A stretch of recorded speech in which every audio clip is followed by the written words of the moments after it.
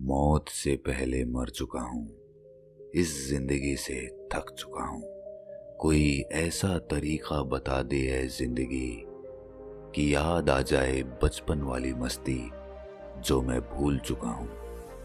मुझे जीवन में कामयाबी नहीं मिली, क्या इसीलिए मैं खुद से नाराज हूँ? या फिर मैं पैसा नहीं कमा पाया, या फिर मुझे अपना प्यार नहीं मिला?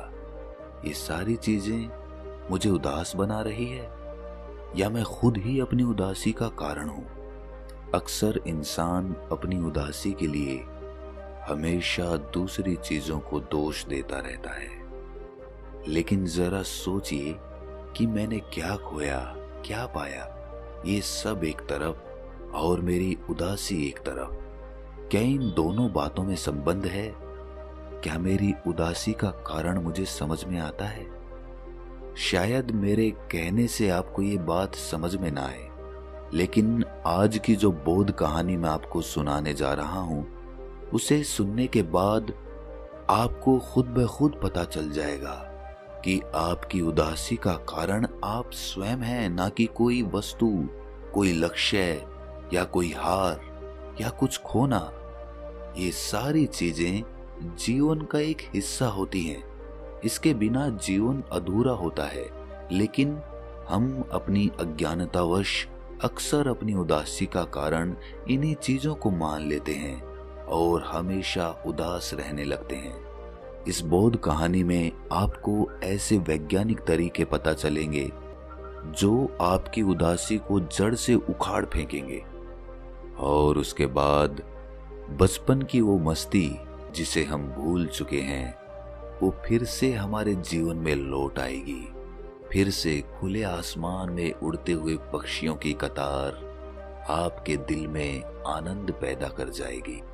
इससे पहले कि आप इस कहानी में खो जाएं, इस चैनल को सब्सक्राइब जरूर कर लें। तो चलिए कहानी शुरू करते हैं। बचपन में ही अगर किसी बच्चे को उदासी पकड़ ले, वो परेशान रहे, निराश रहे, तो ये बड़ा ही चिंता का विषय रहता है, क्योंकि बचपन में तो बच्चे के सर पर कोई भी जिम्मेदारियां नहीं होती। वो आजाद होता है खेलने के लिए, मस्ती करने के लिए। इसीलिए हम कहते हैं कि बचपन के दिन सबसे अच्छे दिन होते हैं, सबसे प्यारे दिन होते हैं, और हम अपने बचपन के दिनों को कभी नहीं भुला पाते। ऐसा ही एक हरीश नाम का बच्चा था। बात उस समय की है जब शिक्षाएं गुरुकुल में दी जाती थीं। आज दुनिया जितनी आधुनिक है, उस समय उतनी ही आध्यात्मिक हुआ करती थी। ज्ञान के तरीके भी वही हुआ करते थे जो जीवन को एक नया रूप दे, जीवन में एक नई मस्ती पैदा करे। लेकिन 10 वर्ष की आयु में जहां आम बच्चे बहुत ही आनंद और मस्ती से रहते थे, वहीं ये बच्चा बहुत ही निराश और उदास रहता था। अक्सर वो अकेला ही बैठा रहता था। सबको लगता था कि ये अकेलेपन का शिकार है। किसी मजाक पर उसे कोई हंसी ना आती थी। जब उस बच्चे के माता पिता अपने बच्चे की ये हालत देखते तो उन्हें अंदर ही अंदर बहुत दुख होता। उनकी आत्मा रोने लगती कि हमारा बच्चा अभी से इतना दुखी रहता है तो आगे चलकर तो ये जी भी नहीं पाएगा। इसका जीना मुश्किल हो जाएगा। कैसे अपनी जिंदगी को पूरी तरह से जिएगा? इसीलिए जब बहुत समझाने पर भी उन्हें अपने बेटे पर कोई असर नजर नहीं आया, तो उन्होंने निश्चय किया कि वो अपने बच्चे को गुरुकुल में भेज देंगे। अपने इकलौते बच्चे को अपने से दूर भेजना किसी भी माँ बाप के लिए बहुत दुख का कारण होता है। उनके मन को भी बहुत पीड़ा पहुंची, लेकिन उसके सुनहरे भविष्य के लिए, उसकी उदासी को दूर करने के लिए उन्हें ये कदम उठाना पड़ा। और एक दिन दोनों माता पिता अपने बच्चे को लेकर एक गुरुकुल में पहुंच जाते हैं। जब वो वहां पहुंचे तो दोपहर का समय था। सभी बच्चे अपना अपना काम करने में लगे हुए थे। कोई गायों को चारा डाल रहा था, तो कोई दूसरे बच्चों के लिए भोजन तैयार कर रहा था। सभी बच्चे गुरुकुल के काम मिलजुल कर रहे थे, और उनका गुरु उन्हें निर्देश दे रहा था कि किस प्रकार और किस काम को पहले करना है। गुरुकुल की शिक्षाएं अक्सर ऐसे ही हुआ करती थीं। गुरुकुल में बच्चों को आत्मनिर्भर बनाने की कला सिखाई जाती थी। इसीलिए गुरुकुल के ज्यादातर काम बच्चे आपस में ही बांटकर किया करते थे और यही व्यवस्था उनके जीवन की सीख बन जाती थी। बाकी समय में उनके गुरु उन्हें ध्यान की शिक्षाएं दिया करते थे। जीवन के अंधकार को मिटाकर रोशनी की तरफ कैसे बढ़ा जाए, यही उस गुरुकुल में सिखाया जाता था। और ये शिक्षाएं केवल उपदेश के माध्यम से नहीं होती थी, बल्कि इनके लिए वैज्ञानिक पद्धतियां बनी हुई थी, जिसका अभ्यास करते हुए गुरुकुल में शिक्षा ग्रहण करने वाले बच्चे उन शिक्षाओं को अनुभव भी कर पाते थे। जब हरीश अपने माता पिता के साथ उस गुरुकुल का दृश्य देख रहा था, तो उसके अंदर कोई भी जोश या कोई भी उत्साह देखने को नहीं मिला। वो एकदम शांत खड़ा था, एकदम उदासी वाली शांति उसके चेहरे पर छाई हुई थी। उसके अंदर कोई जिज्ञासा नहीं थी कि वो उस गुरुकुल में शिक्षा ग्रहण करे। और दूसरी तरफ उसके माता पिता ने जब बच्चों को अनेक अनेक काम करते हुए देखा, तो उन्हें भी लगा कि यहाँ पर तो बच्चों से काम करवाया जाता है, शिक्षाएं कहाँ दी जाती हैं। अगर हम अपने बच्चे को गुरुकुल में डाल दें तो ये गुरु तो इससे पूरे आश्रम का काम करवाएगा। उसकी उदासी कैसे दूर होगी, उसे शिक्षा कैसे मिलेगी, उसका भविष्य कैसे सुधरेगा। ऐसे ही अनेक अनेक प्रकार के सवाल उनके मन में उठ रहे थे। आखिर में जब गुरु उनसे मिलने के लिए पहुंचा, तो हरीश के माता पिता ने उनसे पूछा कि हे गुरुदेव, ये बच्चे तो अभी इतने छोटे हैं और आप इनसे आश्रम का काम करवा रहे हैं। आपको इन्हें शिक्षाएं देनी चाहिए, इनको पढ़ाना चाहिए, लेकिन आप तो इन्हें दूसरे कामों में लगा दे रहे हैं। इससे इन्हें शिक्षाएं कैसे मिलेंगी? ये सुनकर उस गुरु ने मुस्कुराते हुए कहा कि यही तो इंसान गलती करता है। वो केवल पढ़ना चाहता है, वो केवल शिक्षाएं ग्रहण करना चाहता है, वो केवल किताबी ज्ञान चाहता है, लेकिन उस किताबी ज्ञान को संसार में कैसे उपयोग करना है, ये उन्हें कोई नहीं बताता। इसी वजह से संसार में अधिकतर लोग धन तो कमा लेते हैं, लेकिन जीवन जीने की कला नहीं सीख पाते। जीवन जीने का तरीका उन्हें सिखाया ही नहीं गया, तो भला उन्हें कैसे पता होगा कि जो धन उन्होंने कमाया है उससे अपने जीवन को बेहतर कैसे बनाया जाए। इसके बाद गुरु ने कहा कि यहाँ जो शिक्षाएं मैं अपने बच्चों को देता हूँ, वो शिक्षाएं केवल काम के प्रति नहीं होती हैं। मैं सिर्फ उनसे काम नहीं करवाता, बल्कि मैंने उनके लिए अलग अलग चरण बना रखे हैं। प्रथम चरण में मैं उन्हें किताबी ज्ञान देता हूँ और उसके बाद उसी ज्ञान का उसकी दैनिक दिनचर्या में उपयोग भी कराता हूँ, ताकि वो ज्ञान सिर्फ किताबी ज्ञान न रह जाए, बल्कि वो अनुभव के तौर पर उसके अंदर उतर जाए। यही मेरा शिक्षा देने का तरीका है और इसी तरह मैं अपने बच्चों को अपना ज्ञान बेहतर तरीके से दे पाता हूँ। जब उस गुरु ने हरीश के चेहरे की तरफ देखा, तो उन्होंने पाया कि वो अपने ख्यालों में डूबा हुआ है और उसका ध्यान उनकी बातचीत पर बिल्कुल भी नहीं था। ये देखकर गुरु तुरंत ही समझ गए कि ये बच्चा अपनी ही दुनिया में खोया रहता है। उसकी समस्या समझते हुए गुरु ने उसके माता पिता से कहा कि आपका बेटा अपनी ही दुनिया में खोया रहता है। अक्सर ये उदास रहता होगा, दुनिया से कटा कटा रहता होगा, दूसरे बच्चों से इसकी दोस्ती नहीं होगी, ये अकेलेपन में ही रहना पसंद करता होगा। ये जो भी बातें गुरु ने बताई थी, ये एकदम सत्य थी। इसीलिए हरीश के माता पिता को लगा कि अगर इन्हें हमारे बेटे की समस्या पता है, तो हो सकता है वो हमारे बेटे का जीवन भी बदल दे। और इसी वजह से वो अपने बेटे को गुरुकुल में रखने के लिए तैयार हो जाते हैं। लेकिन जाने से पहले वो उस गुरु से एक सवाल पूछते हैं। वो कहते हैं कि हे गुरुवर, जो आप इन्हें किताबी ज्ञान देते हैं, जो शिक्षाएं देते हैं, वो क्या होती हैं? वो किस विषय पर निर्भर होती हैं? आप ये बताने की कृपा करेंगे? मुस्कुराते हुए इसका जवाब देते हुए गुरु ने कहा कि मैं अपनी अधिकतर शिक्षाएं इंसानी मन और इंसानी मस्तिष्क से ही संबंधित रखता हूँ, क्योंकि सभी समस्याएं और सभी समाधान इन्हीं से उत्पन्न होते हैं। इसीलिए अगर बाहर की दुनिया को सुधारना है तो सबसे पहले हमें हमारे भीतर की दुनिया को बदलना होगा। सबसे पहला चरण जो मैं अपने बच्चों को सिखाता हूँ वो होता है कि अपनी ख्याली दुनिया से कैसे बाहर आया जाए।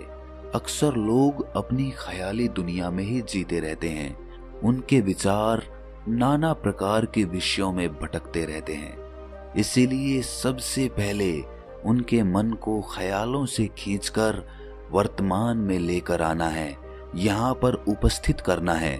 और एक बार जब आपका मन उपस्थित होना सीख जाता है तो उसको कुछ भी सिखाना कठिन नहीं रह जाता।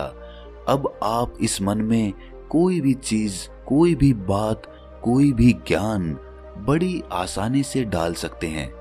इसके लिए मैं अपने सभी बच्चों को, जो पुराने हैं उन्हें भी और जो नए आते हैं उन्हें भी, हर बार एक ही उपदेश देता हूँ। वो उपदेश मैं आपको बताता हूँ। इसके बाद गुरु ने कहना शुरू किया कि अक्सर इंसान का ख्यालों में जाने का एक ही कारण होता है और एक ही कारण उसकी उदासी का होता है, उसकी निराशा का होता है। वो कारण क्या है? मैं ये नहीं कहूंगा कि इसका कारण आपके विचार हैं या आपका मन है। वो तो आपके काबू में है ही नहीं, उस पर तो आपका कोई वश ही नहीं है। क्या आप अपने आने वाले विचारों को रोक सकते हैं? क्या आप उन्हें बदल सकते हैं? आप उसे हरगिज नहीं बदल सकते। आप कितनी भी कोशिश कर लें, आप ऊपर से कितनी भी कोशिश कर लें, लेकिन आप अपने मन को नहीं बदल पाएंगे जब तक कि आप अपने मन को बदलने का विज्ञान नहीं सीख लेते। जब भी कोई बच्चा या कोई बड़ा कोई खेल खेलता है, अपना पसीना बहाता है, तो उसके सारे ख्याल मिट जाते हैं, सारे विचार शून्य हो जाते हैं और उसके अंदर एक आनंद की लहर दौड़ जाती है।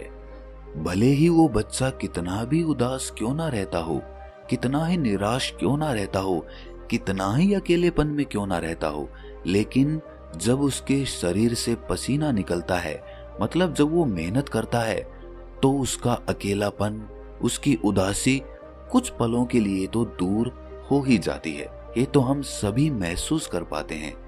लेकिन ऐसा होता कैसे है? इसके पीछे विज्ञान क्या है? जब भी कोई आदमी मेहनत करता है, पसीना बहाता है, तो उसकी सांसें तेज तेज चलने लगती हैं। मतलब उसकी सांसें जल्दी जल्दी बाहर और अंदर आने जाने लगती है। जब सांस अंदर जाती है तो हम कहते हैं कि ऑक्सीजन अंदर जा रही है, और जब सांस बाहर आती है तो हम कहेंगे कि कार्बन डाइऑक्साइड बाहर आती है।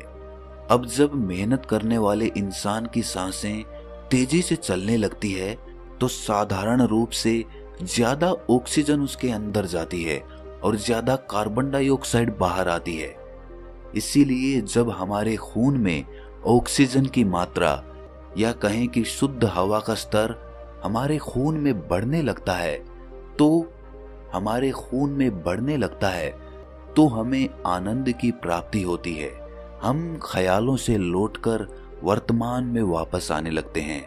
इसके साथ दूसरी प्रक्रिया भी हो रही है, मतलब गंदी हवा या कहें कि कार्बन डाइऑक्साइड हमारे खून से बाहर जा रही है और शुद्ध हवा हमारे अंदर जा रही है। और जितनी ज्यादा मात्रा में शुद्ध हवा हमारे फेफड़ों में भरेगी, हमारे खून में भरेगी, उतने ही आनंद को हमारा मस्तिष्क महसूस कर पाएगा।